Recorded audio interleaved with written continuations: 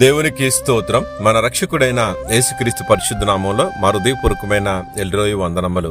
ఈరోజు దేవుని వాగ్దానం కీర్తనలో 32:2 యెహోవా చేత నిర్దోషి అని ఎంచబడినవాడు, ఆత్మలో కపడం లేనివాడు ధన్యుడు.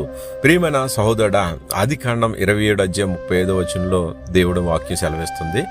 సహోదరుడు ఉన్నాడు, సహోదరుని కపటోపాయంతో చొచ్చి ఆయనకి రావలసిన దీవెన ఇతను తీసేసుకున్నాడు.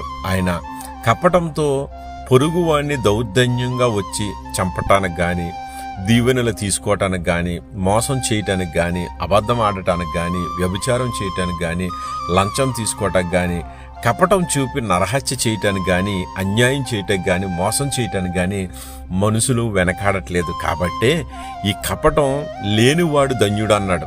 దేవుని చేత నిర్దోషి అని ఎంచబడాలంటే ఈ కపటాన్ని మనం విడిచేయాలి. ఎందుకంటే ఇది వ్యర్థమైనది. కాబట్టి కపటమైన ప్రమాణాలు చేస్తున్నాం, కపటమైన మాటలు మాట్లాడుతున్నాం, కపటమైనటువంటి ఎన్నో విధమైన కార్యాలు చేస్తా ఉన్నాం. కాబట్టి దేవుడు అంటున్నాడు నిర్దోషిగా ఎంచబడాలి.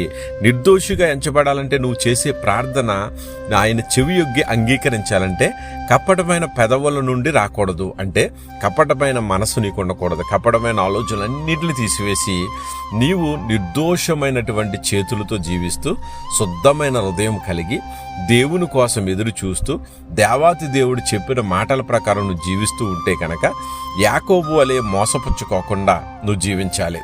ఆ యాకోబు మోసపుచ్చి దీవెనలు తీసుకున్నాడు. ఈ రోజుల్లో కూడా ఎన్నో విధాలుగా ఒక్క సెకండ్లో, ఒక్క రోజులో, కొద్ది దినాల్లోనే మనం ఎన్నో దీవెనలు పొందుకోవాలి, ఎంతో ఎదిగిపోవాలి, ఎన్నో కార్యాలు చేసేయాలని కపటమైన పనులు చేస్తున్నారు. ప్రియమైన దేవుని బిడ్డ, కపటమైన పనులు చేస్తే నువ్వు వ్యర్థుడువు. కాబట్టి నిర్దోషిగా ఎంచబడాలంటే నీవు నిర్దోషమైన చేతులతో శుద్ధమైన హృదయంతో నువ్వు జీవించు.